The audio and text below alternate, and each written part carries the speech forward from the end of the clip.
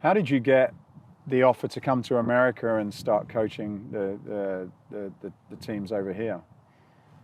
There are few people who recognize me, and I started to build my relationship back when I was in Bulgaria. I came to train in Wisconsin with Dennis Hall, who later became very successful wrestler, won the world championships in '95, and then later he won a silver medal at the Olympic Games, and it was a bronze medalist as well. Dennis and I built relationship, and some other coaches, like the national coaching staff, recognized me, and they heard that I can be helpful and to Greco-Roman wrestling in America, and that's how the national coach of United States invited me to participate at one of the national camps, and I came as a clinician, instructor, just for a short visit. But after that visit, the athletes were asking about me, that they were telling good things, that I was effective, I was helpful, and that's how Steve Frazier started he's the national coach, former national coach at that time, expressed interest to bring me to America to help Greco. And I came, and at the Olympic Training Center in Colorado Springs, stayed for about a year and a half, and then I realized that I had to start working with the grassroots, because I already felt like I like this job. I like coaching and wrestling. I felt myself effective. But at the same time, I studied the process and said, if I want to have success in this country, I should not start from the highest, where working with the Olympic caliber athletes. I should go down to grassroots and study little kids, what's happening there. And I accepted a wrestling program at just private club in Salt Lake. And I had some great success. I put some kids on the world team, made them multiple national champions in Greco-Roman wrestling. We got Utah to be a second place as a team at the junior nationals.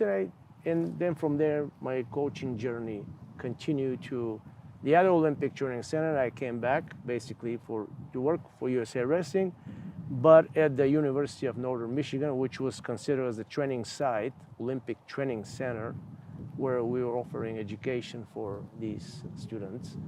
And that's where really my success came, with world-class athletes.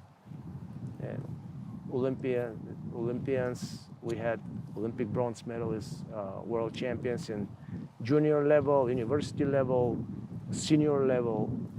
Until 2007, we as a Greco-Roman team, we won the first world title in the history of United States.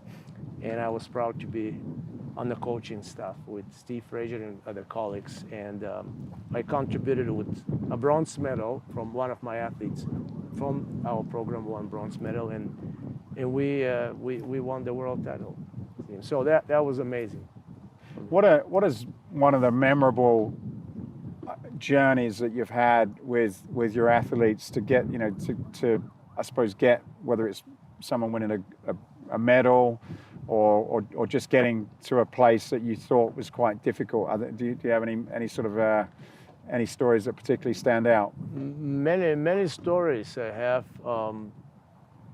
Everywhere I've been to these 3 programs that I coached. First in Salt Lake. I don't count Colorado Springs because I was just assistant coach, training partner. I was not involved fully of the program, so I don't count that first year and a half. I was just whatever I'm needed. I still help in Greco, but these 3 programs, like Salt Lake City TAC Wrestling Club, doesn't exist anymore. Then USOEC, the Olympic Training Center in Marquette, Michigan, US Olympic Education Center in Marquette, Michigan. That's the place I mostly got all my big rewards from wrestling. I mean, that's the highest level that I can coach, because I was also involved with the USA national team. Some of my athletes made the team. And then coming back to Suples with creating my own Suples Racing program and club.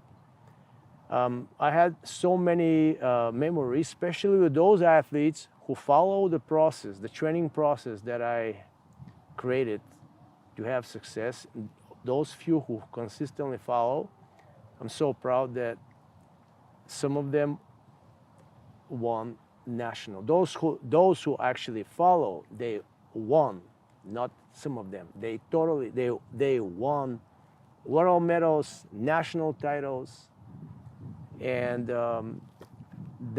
that's the most memorable journey, I can say. So I had great memories in all these three programs that I run so far. What do you say? What do you think now, reflecting back and being through that journey yourself? What do you think? Do you think that you got this recipe that, providing that you, and I know there's always sort of variables, but do you think you came up with a recipe that, providing you followed these certain things, that there's a good chance that if someone had the mindset and genetics, you could make them a champion? Definitely. I won't call it a recipe, but I understand what you're saying. Structure and a plan. Yes, I did have this. Without this, sorry, I cannot perform, because I didn't even have a chance to recruit the best athletes. I had to work with whatever I have. Of course, we're trying to recruit the best, but we have a huge competition.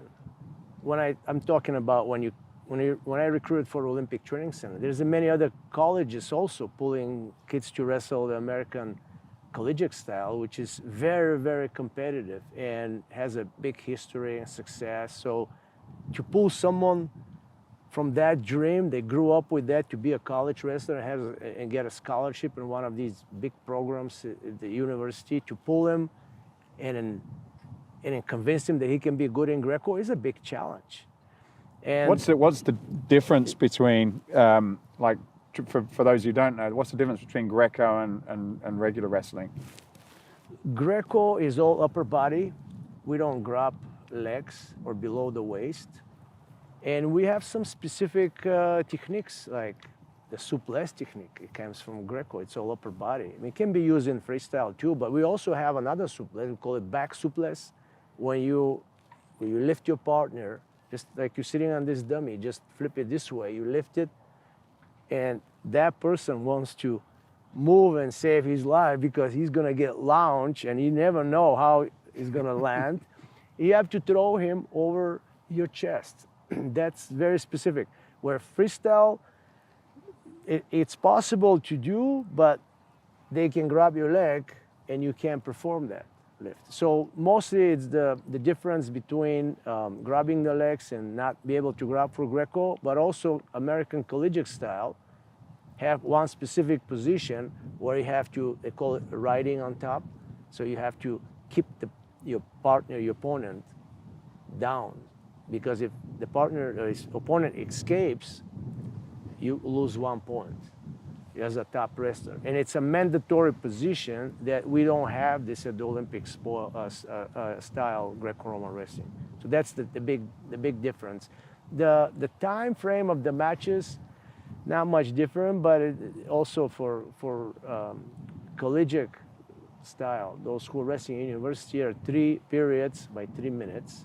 It takes a lot of endurance, and Greco changes the rules. International Wrestling Federation changes the rules all the time, but now they're 2 periods of 3 minutes.